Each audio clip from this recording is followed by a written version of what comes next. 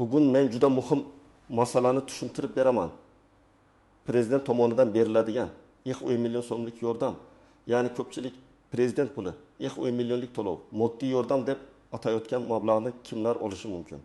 Qanday tartibda murojaat qilish kerak? Qaysi xatolar sabab odamlar bu puldan quruq qolib ketadi? Bu ma'lumot har bir oilaga tegishli bo'lishi mumkin. Chunki ko'pchilik hujjatni noto'g'ri topshiradi. Muddatni o'tkazib yuboradi yoki menga baribir berishmaydi deb umuman harakat qilmaydi. Videoni oxirigacha ko'ring, chunki men sizga kimlar haqli emas, qayerga borish kerak, qanday hujjat tayyorlash kerak, arizada nima yozish kerakligini oddiy tilda tushuntiraman.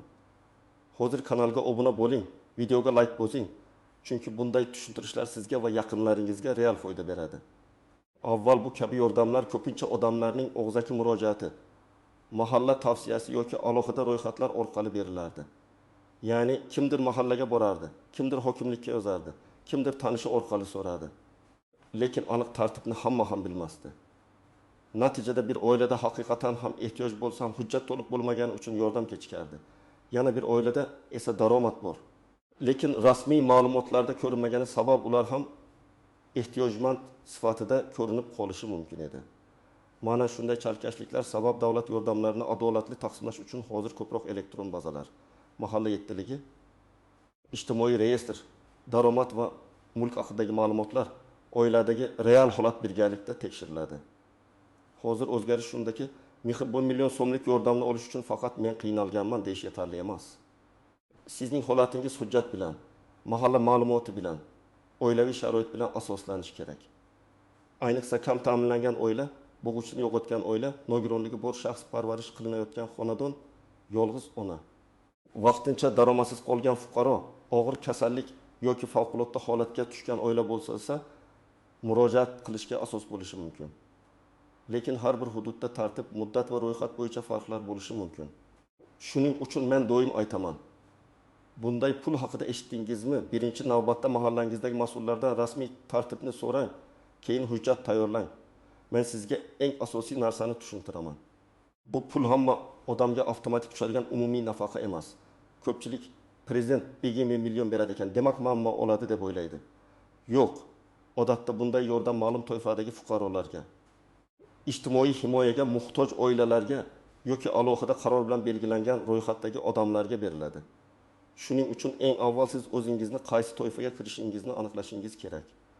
Agar oilangizda rasmiy daromad yetarli bo'lsa, uy-joy, avtomobil, doimiy ish, tadbirkorlik daromadi bo'lsa, siz bu yordamga kirmasligingiz mumkin.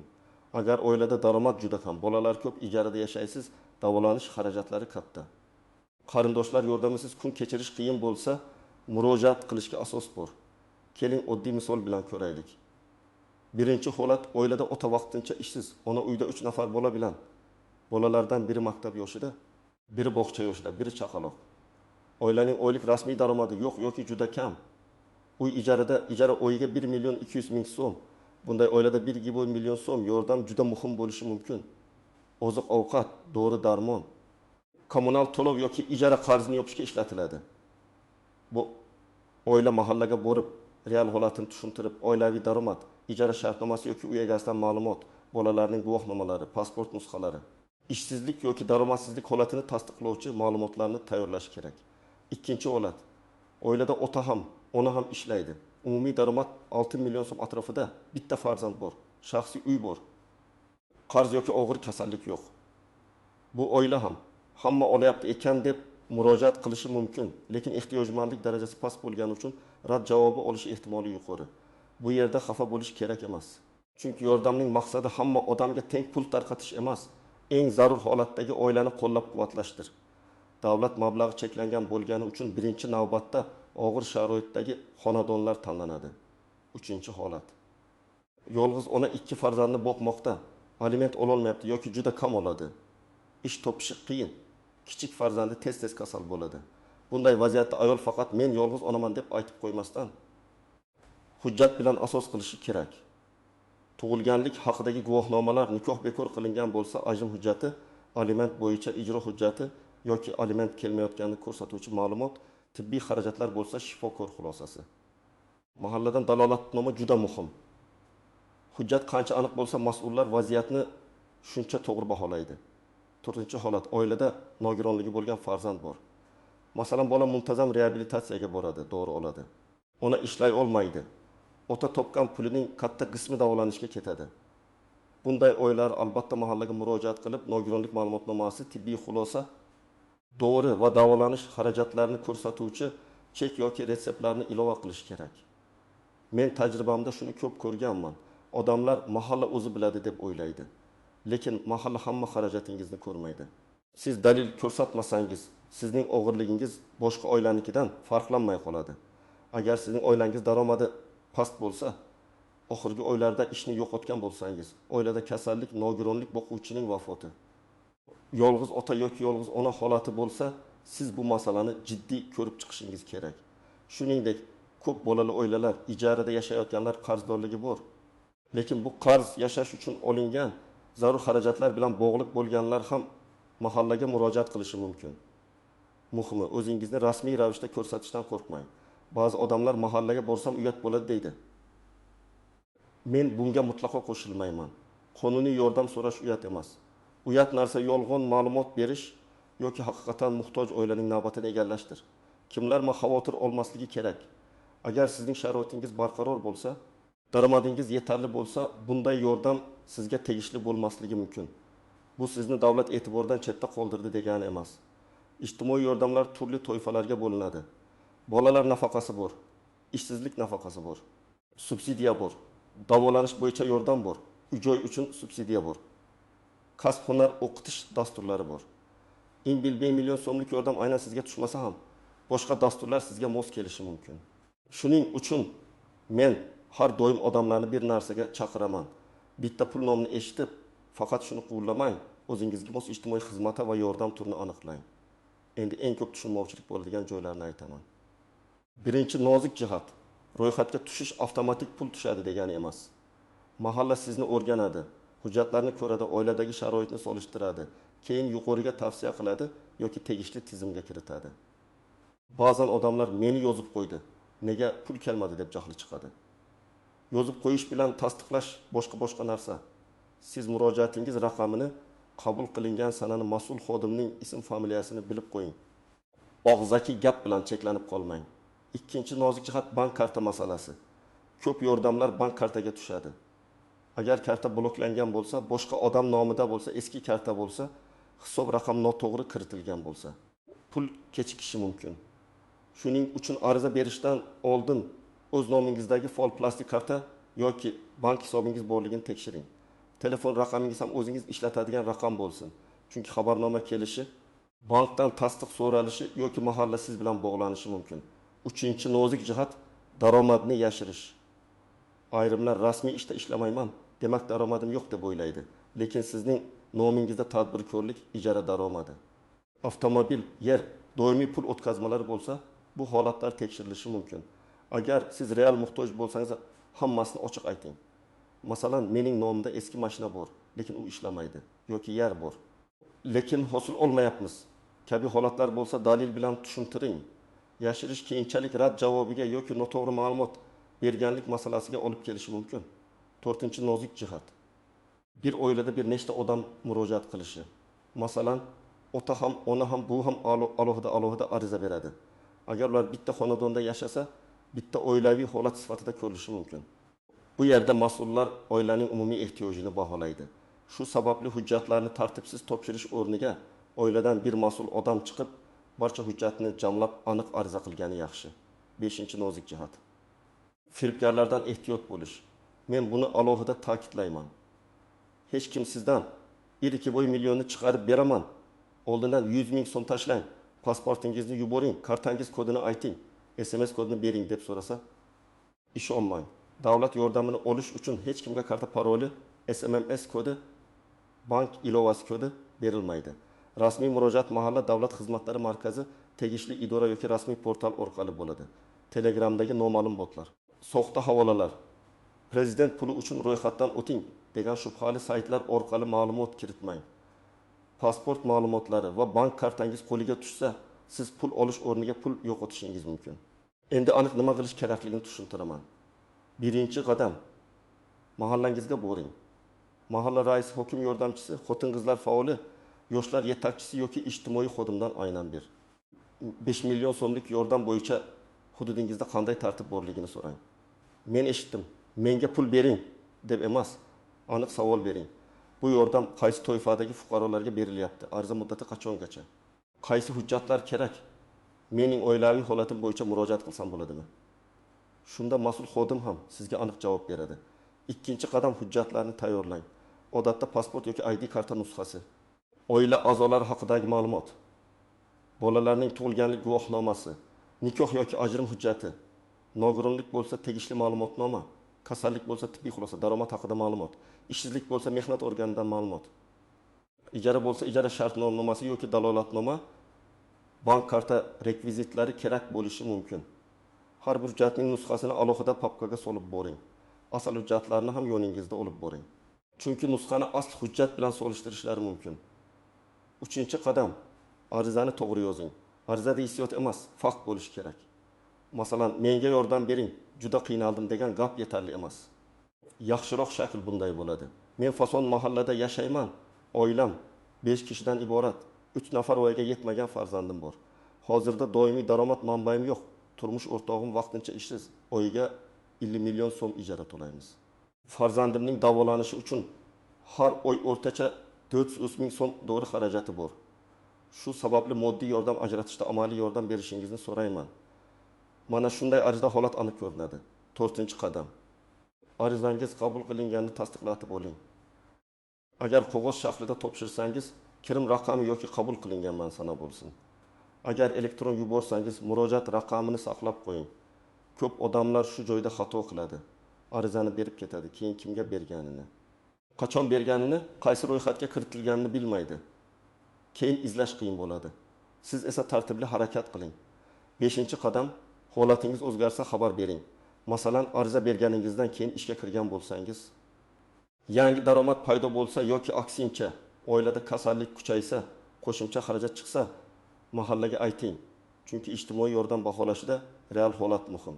Siz bugun bergan ma'lumot ertaga o'zgarishi mumkin. 6-qadam. Rad javobi kelsa sababini so'rang. Rad javobi har doim sizga hech qachon yordam berilmaydi degani emas. Balki hujjat yetishmagandir, toifa mos kelmagandir, muddat tugagandir. Daromad mezoni oshib ketgandir yoki boshqa dasturga yo'naltirilishingiz kerakdir. Masalan, 1 millionlik yordam bermasligi mumkin. Lekin bolalar nafaqasi, davolanish bo'yicha yordam, kasbga o'qitish, bandlikka ko'maklashish, subsidiya yoki mahalliy homiylik yordami tavsiya qilinishi mumkin. Shuning uchun nega rad bo'ldi? Nima yetishmadi? Qayta topshirsam bo'ladimi deb yozma yoki aniq javob oling. Real hayotdagi yana bir misolni ko'rib chiqamiz. Deylik, Orun 2 yoshli ayol yolg'iz yashaydi. Pensiyasi 900 ming so'm atrofida, qishda gaz va elektr xarajati ko'payadi. Dori darmoniga oyiga 300 ming so'm ketadi. Bu ayol ilk bemni yordam so'rab murojaat qilsa, u pensiya olayotgani uchun avtomatik rad bo'lishi shart emas. Muhimi, pensiya yashash xarajatini qoplamayaptimi? Sog'lig'i bo'yicha xarajat bormi? Qarovchi bormi? Uy sharoiti qanday? Kommunal qarz bormi? Shular baholanadi. Agar hujjatlar to'liq bo'lsa, yordam berilishi yoki boshqa ijtimoiy xizmatga yo'naltirilishi mumkin. Yana bir misol, yosh oila yangi farzandli bo'lgan ota kunlik ishda ishlaydi, ona ishlamaydi, ijara bor. Ular biz yoshmiz, bizga berishmaydi deb o'ylashi mumkin. Lekin agar oilaning daromadi juda past bo'lsa va bola parvarishi xarajatlari ko'paygan bo'lsa, murojaat qilishga asos bor. Bu yerda eng muhim narsa kunlik daromadni taxminiy bo'lsam halol ko'rsatish. Masalan, ota haftasiga 3 kun ishlaydi. Kuniga 100 ming so'm oladi, lekin ish doimiy emas. Shunda mas'ullar oilaning oy barqaror daromadi yo'qligini tushunadi. Yana bir vaziyat, kimdir chet eldan qaytib kelgan, ish topolmayapti, oilasi uning puliga qarab qolgan. Bunday odam bandlik bo'limiga ham murojaat qilishi kerak. Chunki moddiy yordam bir martalik bo'lishi mumkin, lekin ishga joylashish yoki kasbga o'qish uzoq muddatli yechim beradi. Men ekspert sifatida shuni aytaman, 1 million so'm yaxshi yordam, lekin u muammoni butunlay hal qilmaydi. Shuning uchun ariza bilan birga bandlik, kasb, hunar, subsidiya va boshqa imkoniyatlarni ham so'rang. Birinchi xato, odamlar faqat eshitgan gapga ishonadi. Qo'shnim oldi, demak men ham olaman yoki falonchi aytdi. Faqat tanish orqali bo'ladi degan gaplar ko'p. Siz eshitgan gapni rasmiy joydan tekshirmaguningizcha ishonmang. Har bir oilaning holati boshqa. Qo'shningizning oilasi nogiron farzand bo'lishi mumkin. Siz buni bilmasligingiz mumkin. Yoki u boshqa dastur bo'yicha pul olgan bo'lishi mumkin. Shuning uchun taqqoslash emas, hujjat bilan murojaat qilish kerak. Ikkinchi xato arizada umumiy gap yozish. Moddiy ahvolim og'ir degan jumla hamma arizada bor. Siz uni fakt bilan ochishingiz kerak. Nechta odam yashaydi? Nechta bola bor? Daromad qancha, xarajat qancha? Kasallik bormi? Ijara bormi? Qarz nimaga olingan? Masalan, oylik daromadimiz 1 million 500 ming so'm, ijara 1 million so'm, dori xarajati 300 ming so'm. Oziq ovqatga mablag' yetmayapti desangiz, vaziyat aniq ko'rinadi. Uchinchi xato, hujjatni kech topshirish. Bunday yordamlar ba'zan ma'lum muddatda ro'yxat qilinadi. Muddat o'tib ketgandan keyin odamning sharoiti og'ir bo'lsa ham navbatdagi bosqichni kutishga to'g'ri keladi. Shuning uchun xabar chiqqan zahoti mahallaga boring, telefon qilib so'rang. Lekin faqat telefon bilan cheklanib qolmang. Kerak bo'lsa yozma murojaat qiling. To'rtinchi xato, o'z nomida karta yo'qligi. Pul boshqa odamning kartasiga tushishini so'rash keyinchalik muammo chiqarishi mumkin. Oilada er-xotin bo'lsa ham ariza kimning nomidan berilgan bo'lsa. Karta ham shu odam nomida bo'lgani ma'qul. Agar karta yo'q bo'lsa, bankka borib oching. Bu odatda qiyin jarayon emas. 5-xato, yolg'on ma'lumot berish. Ishlamayman deb, aslida doimiy daromadni yashirish, ijarada yashayman deb. Aslida qarindoshining uyida tekin yashash. Farzandim kasal deb eski yoki aloqasiz hujjat ko'rsatish to'g'ri emas. Bunday holatlar aniqlansa, nafaqat yordam rad etiladi, balki keyingi murojaatlarda ham ishonch pasayadi. Eng to'g'ri yo'l. Holatingizni bo'yicha ayting, dalilingizni ko'rsating. Eng birinchi manzil mahalla. Chunki sizning oilaviy sharoitingizni mahalla o'rganadi, dalolatnoma tuzadi, tavsiya beradi. Verilmagan ikkinchi manzil tuman yoki shahar hokimligi huzuridagi mas'ul bo'limlar bo'lishi mumkin.